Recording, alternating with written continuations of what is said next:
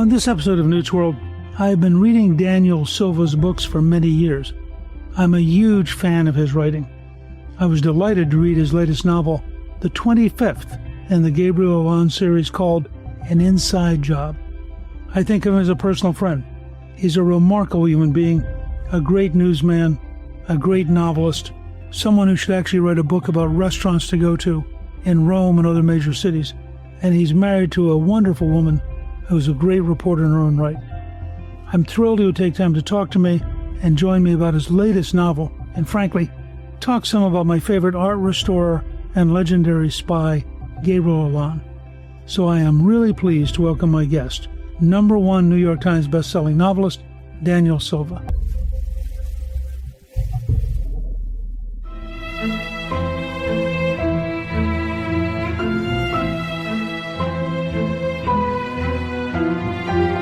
Daniel, welcome, and thank you for joining me again on Newt's World. It is such a pleasure to be back with you. So good to hear your voice. I have to confess, when An Inside Job came out, your 25th novel featuring Gabriel Allon, I read it within 24 hours and then thought, oh my God, I have to wait another year. So we have to talk at some point about speeding up this process. Gabriel Allon is such a vivid and remarkable character. How did you come up with him? He was a combination of a typical character construction process with a little bit of serendipity and good fortune. When I created him, I knew his professional and personal backstory, at least a part of it. As I was building him and constructing him, my wife Jamie and I were strolling through Georgetown one day, and she reminds me, don't forget we have dinner with David Bull tonight.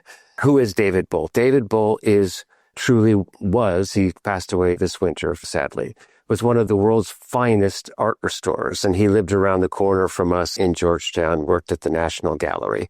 And I stopped in my tracks and I said, that's it. Gabriel Allon's cover job is that he's an art restorer. And had dinner with David that evening. I pulled him aside at dinner and I said, listen, I have this crazy idea. I'd like to turn an Israeli assassin into an Italian art restorer. Can you help me do that? And he said, absolutely, we can do that. And so we went into the restoration lab at the National Gallery of Art a few days later, and I started studying the craft of restoration with David and the other restorers there. And the more I learned about restoration, the more it seemed to me to have many, many things in common. Hate to use this word, but with the craft of assassination and targeted killings. And when I wrote that first book, I structured it as though the operation that Gabriel was involved in, it was a restoration rather than an assassination. And look, it has wonderful metaphoric possibilities that I am able to use in the stories. It gives him a beautiful sense of vision. I often say he has the best pair of eyes in the business. I love writing a scene through Gabriel's eyes because of the way he sees things. It just makes him a remarkable character. And one of the things that we've learned about Gabriel Allon is that, like most very, very skilled restorers, he can forge paintings, and he forges a painting in this novel. You got an Israeli assassin art restorer. To what degree was the initial novel and the initial sense of how he would operate shaped by the Israeli campaign after the Munich massacre of Israeli Olympic athletes? Well, that was in his backstory, and so that was when he came on the page, it was roughly 1999, and he had been out. I call it the office, but that's the way they refer to it. But let's say he left the Mossad in around 1990. So he'd been out of the Mossad for 10 years at that point, and he'd suffered a terrible tragedy. A PLO terrorist mastermind had planted a bomb beneath his car and killed his son and maimed his wife. And he'd been out of the Mossad for 10 years at that point. But look, he was part of what, for lack of a better word, the hit team, the team of operatives that was assembled in the autumn of 1972 to go out and hunt down and eliminate the perpetrators of the Munich Olympics massacre. He was chosen for that team because he had the right personality, the right set of skills, and he spoke perfect German. His parents were German. German was the first language that he ever heard and learned. It is his first language. He could pass as a European. And so he was perfect for what they had in mind because most of the operation did take place in Europe. As a novelist, you are, in a sense, creating your own universe. At what point did it occur to you that his mother would be an artist? I can't recall when I made that decision. Gabriel's relationship with his mother is incredibly complicated by the fact that she was a survivor of Birkenau and was obviously, like everyone who came through that experience, was scarred by it. And I don't think it's wrong to say that she was sort of a wreck of a person after that. And we call it second generation Holocaust survivor syndrome. Gabriel clearly suffers from that. These people who survived the death camps and saw what they saw, they weren't always the best parents after that, through no fault of their own. They carried the scars of what they had experienced and what they had seen.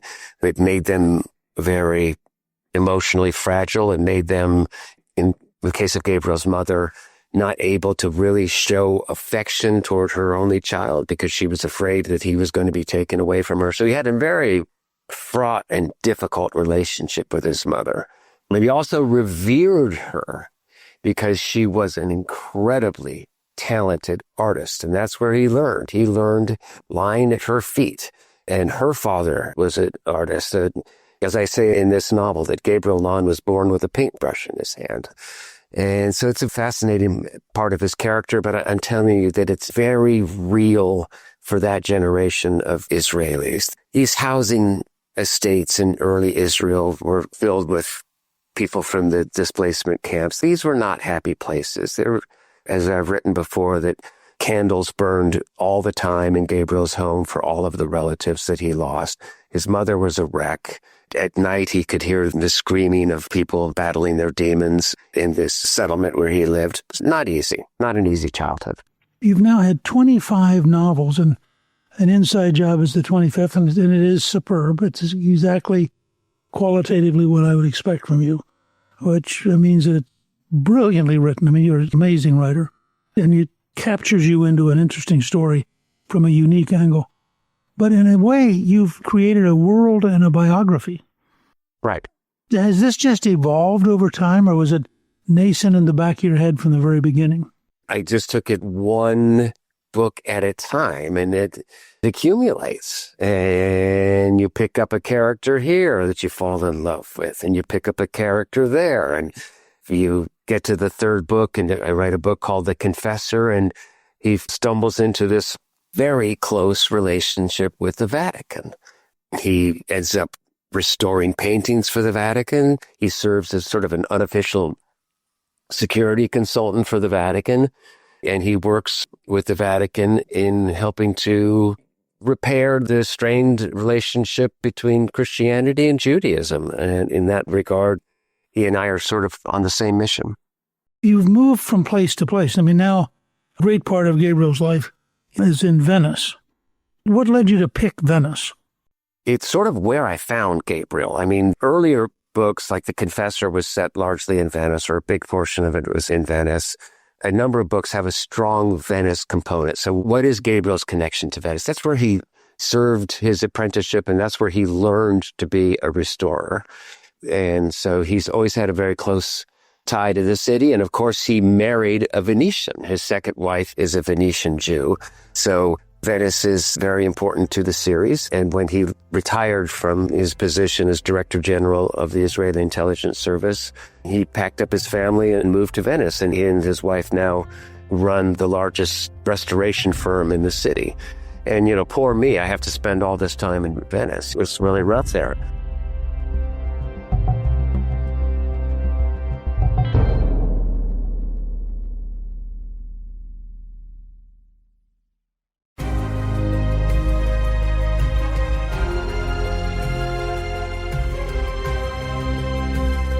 You also clearly have extraordinary knowledge of Rome. Are you more Venetian than a Roman? No, I'm more of a Roman. I mean, I love Venice, but it get very claustrophobic, and its tourism is a problem. There are beautiful corners of Venice where you can sort of imagine it to be a real city.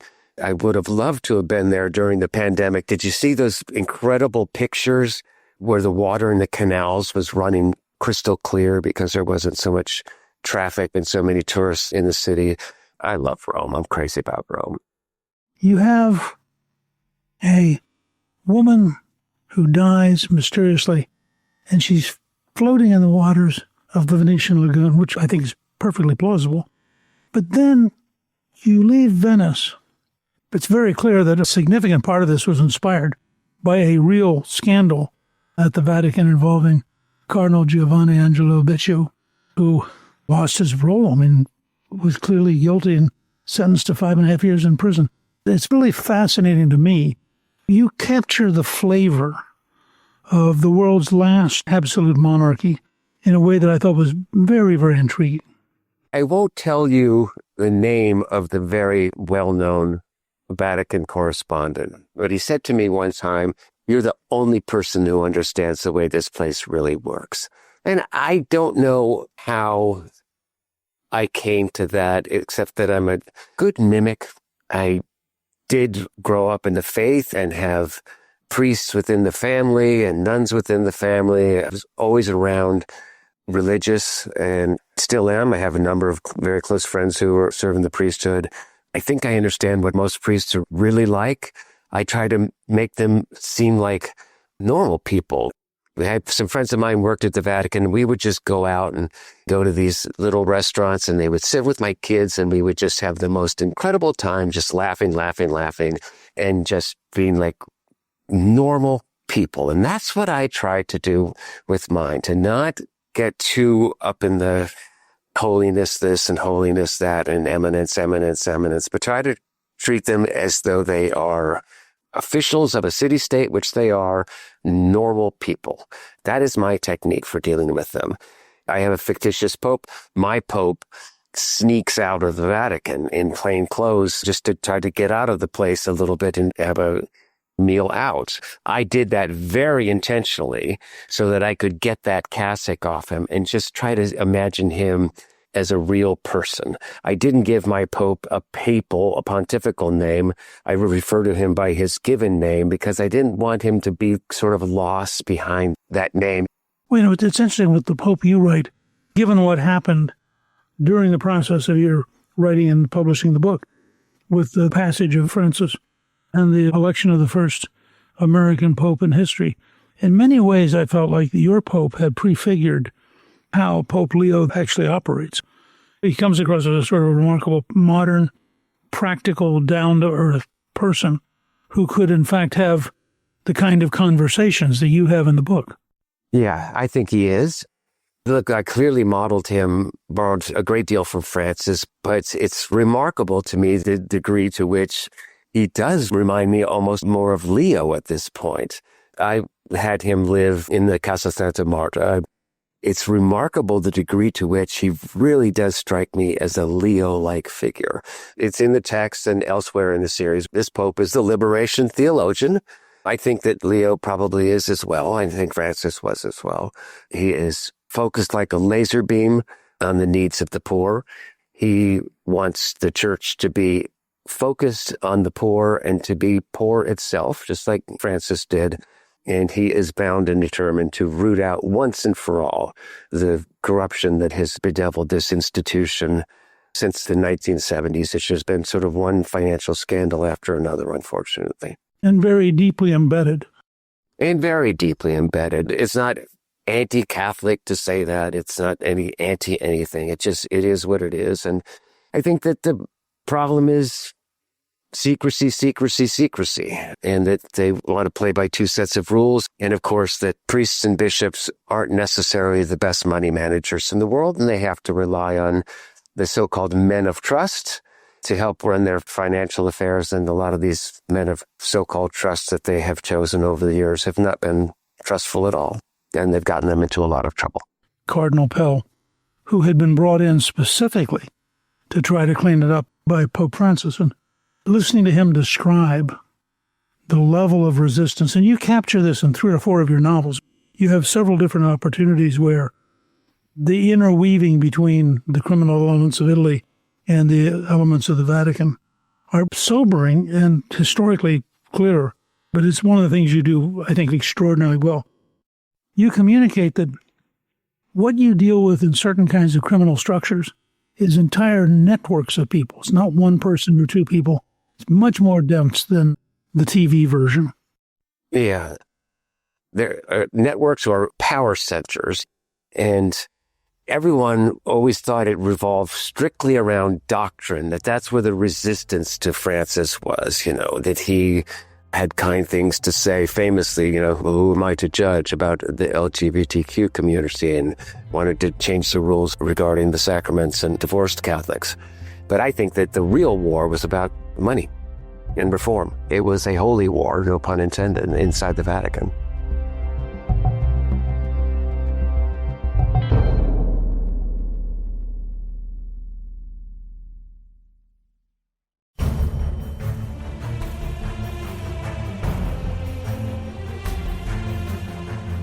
The inside job is so rich. Why did you pick Leonardo rather than, say, Michelangelo or Raphael as the painting? Well, 2 words, Salvator Mundi. That a painting, let's just say that the attribution is correct. It's airtight. It's Leonardo with a helping hand of his studio. Okay, let's say that's exactly what it is. That should be $100 million, $120 million, maybe $150 million. I happen to know someone who handled the painting and attempted to buy the painting. In fact, I was allowed to see it years before it sort of broke through into the public consciousness. It startled me the first time I saw it. It really did. I thought it was quite extraordinary. And at that time, the dealers who controlled it, they wanted $125 million for it. That's what they thought the painting was worth. And then it gets in the hands of Christie's, and they run this incredibly skilled marketing campaign. They auction the painting, not in an old master sale, but in contemporary evening sale. And it gets caught in a bidding war between 2 of the richest men in the world, men to whom money means absolutely nothing. And we end up at darn near $500 million. There's no other artist that's going to get me there. And that's what I wanted. There's an art auction. I'm making little air quotes, little scare quotes in the air here. There's an art auction in this book, a private Black Ops art auction. What I was really trying to do with that set piece is to sort of capture the folly of the sale of that painting to MBS for that kind of money. I mean, God bless him. I hope he builds a beautiful home for it and lets Christian pilgrims and anyone else who wants to enter the Kingdom of Saudi Arabia to come see it. But I'm glad he paid that amount of money for it. I don't think the painting is worth that. But here's the flip side of that. What is anything worth? It's worth what someone is willing to pay for it. So, who am I to judge? You weave so many different things into Gabriel Allon's life, and you have him now to set up this trap. He has to paint an exact replica of the painting. To what extent did you actually study Leonardo's painting style in order to write that section? I studied it. I learned everything I could about it.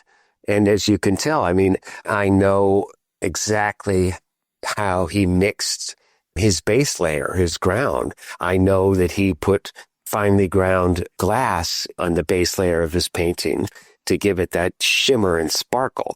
I know how he made his paintings layer by layer by layer by layer. And we get to experience that through Gabriel. And he sort of morphs into Leonardo. He adopts Leonardo's personality as he's working on it. In this novel, without giving too much away, he forges a Leonardo, and then he gets to restore a Leonardo. And they're my favorite sections of the book, to be honest with you. I loved painting the Leonardo. He painted it for me. But that description of how he made his paintings is very accurate. I think part of what makes this such a successful long-term series is that whether it's the Pope, the painting, the restaurant, the travel, the conspiracy, the counter-conspiracy, the setting up of the trap, all the different things going on, it never ends. The book carries you from scene to scene like a superb movie. Thank you. Thank you. You have to come on tour with me, and we have to do this in front of live audiences, and then I can have the night off and just, you can ask the questions, and I'll nod appreciatively and save my voice. But thank you. I really appreciate that. I do have a odd, unique style that I've developed. I think that I do try to make the books read lyrically, a bit like plain song poetry here and there, blank verse. I read your books in part just for the pleasure of the language. You were one of the best wordsmiths of our generation. It's amazing to watch how you do it. Thank you, Speaker Gingrich. That's very kind of you. What makes it really frustrating for those of us who are mere mortals is that you write all your books in pencil on yellow Lego pads, and do you still do it on the floor? I do. I'm pretty flexible. I just like to lie on the floor. I was awarded the inaugural Nelson DeMille Award on Sunday evening out on Long Island where Nelson lived. And that's one of a couple of things that Mr. DeMille and I had in common, was that we both wrote in longhand, or he wrote in longhand. He used a number 1 pencil. I'm a number 2 pencil person. There are a few of us out there. Ann Tyler, who I just adore, author of Accidental Tourist, among other great novels, she has this technique where after she edits the book, she writes the entire darn thing out in longhand to do one final edit. And why does she do that? It slows it down and it exposes extraneous words, false notes. And that's the beauty of writing in longhand, that it does slow the process down a great deal. And as I understand it, you actually don't start a novel like an inside job with an outline and a sense of where it'll end up. You start it and then it sort of carries you where it goes. I like to see about maybe a quarter of it. That's all I need. I guess I like to say that I'd write the books sentence by sentence, paragraph by paragraph. I like to think of my first draft as my outline. And then Jamie and I will sit and read it aloud, and then it gets edited down. I don't know about you, but I believe in editing down. I find it hard to edit up. I can add a scene or add a chapter here, but I like to overwrite in the first draft and then edit down. Part of the difference in your brilliance and my pedestrian approach is I hate editing. Oh. I always have editors, and they're always good. They always make it better, and I just hate it. I could never compete. I'd never reach your level of talent. Oh, come on. You write nonfiction, you write fiction, you write political commentary. You're a very skilled, highly skilled writer and stylist, and you're also an orator. And so you know how to write a speech. You're selling yourself short. You're being overly modest. Well, no one has ever accused me of that, but I will take that as a great compliment. I appreciate so much you and Jamie. This book is great. Do you have a new one coming? Have you thought of the next one? The only way that I can get a book out of my head or stop tinkering with it, I had to teach myself how to write a book in such a short period of time. I think it's our friend Leonardo da Vinci who said that a work of art is never finished, it's only abandoned. I don't abandon my works, they are taken away from me before I think that everything is exactly right. And I will sit and drive myself crazy, and the only way I can stop that is to get going on something else. I finish a book, I do a little bit of pre-publicity work, the kinds of things I have to do to get ready to publish the book. But in June, I'd just like to sit and find my way into a new book. And so I was able to do that this June, and I got 40 or 50 pages of the next book. Well, I can assure you I am looking forward eagerly.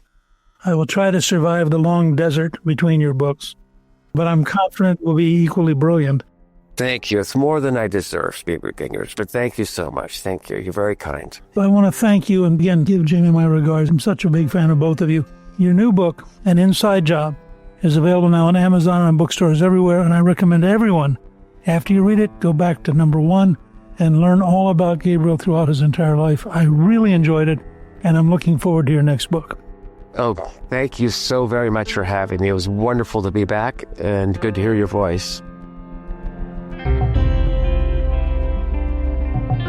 Thank you to my guest, Daniel Silva.